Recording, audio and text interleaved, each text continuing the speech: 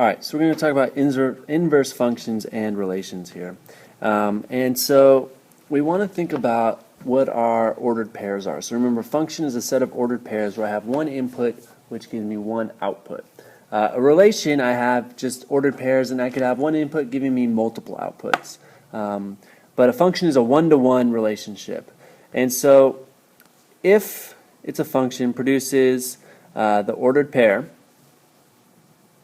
3, 5, then the inverse is going to turn that around, and it's going to produce 5, 3. So an inverse function undoes what the function does. So if I put in 3 to get out 5, the inverse is going to go the other way around. It's going to do whatever operations are necessary to take the 5 and turn it back into a 3. So if f of x gives me the ordered pair x, y, f inverse of x gives me the ordered pair y, x. Now, some notation to think about is that inverse, that -1 power, is not 1 over f of x. It stands for inverse. So our function notation, where we have the -1 attached to the f, stands for the inverse, not the reciprocal. Alright, graphically what's happening, if I switch all my ordered pairs, we have a unique relationship or reflection that occurs because of that.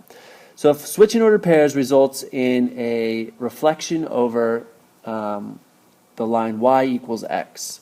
If I was to take my coordinate plane and take the point 4, -2, and look at the inverse, well, that inverse is going to give me the point -2, 4 up there. There's the line approximately of y equals x, and we can see it's a reflection, it's symmetric over that line. If I was to take another point, 1, -4, the inverse would give me -4, 1. Again, a reflection, it's symmetric over that line, y equals x. So that's going to be key down the road as we look at manipulating graphs and inverses in terms of how they get related. But right now we want the big idea of if I put something in and get something else out, the inverse undoes that and gets me back to my original value, my original input. Alright, algebraically, how this is going to work. So we have to think about what our order of operations are. So if I was to take f of x equals 3x squared minus 6 over 5, and I want to find the inverse of that. So we think back to our order of operations in terms of how that works. So PEMDAS, however you want to memorize it, or what acronym you have for it. We first deal with our exponents. So x becomes x squared. My next operation on this would be my multiplication. So I would multiply by 3. Then I would subtract. Now we really have that whole thing divided by 5. So you think about maybe division, but that whole numerator has to get divided. So we're first going to have to subtract that 6. So we really have parentheses up there. And then my last piece is to divide by 5. So my whole thing becomes I get my value of, okay, so if we look through it again real quickly, we get our function through with our order of operations, and we build the whole thing to give us a. Now if we want to look at what happens with the inverse, so that equals y, we're going to go the other way. So we're going to start with y, and we're going to try to get back to x, and we're going to undo everything that we did in reverse order. So I am going to multiply by 5. That's the opposite of dividing by 5.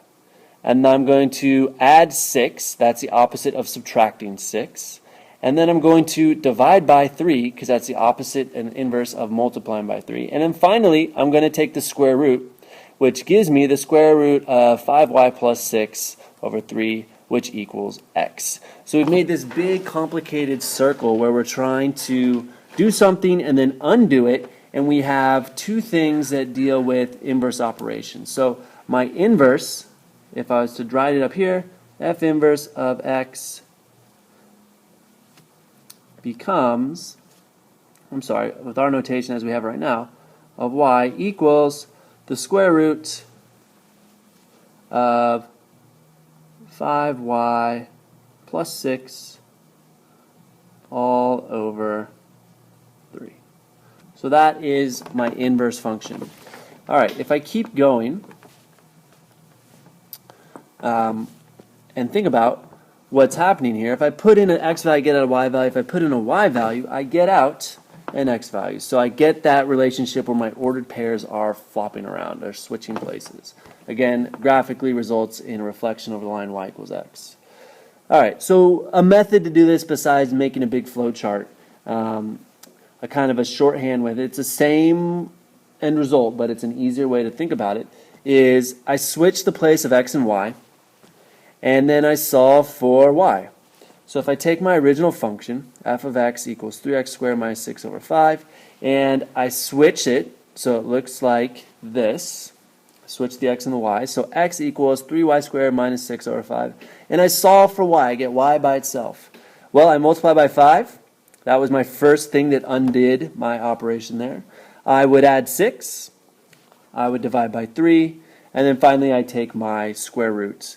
And I get my inverse operation, which was the same as we got before. So switching the x and the y results in this, and solving for y results in the same thing as the complicated flowchart that we had back on this this slide. All right. So again, our method: switch x and y, solve for y. That gives you your inverse. Graphically, if we're thinking about it, it's a result in a reflection over the line y equals x.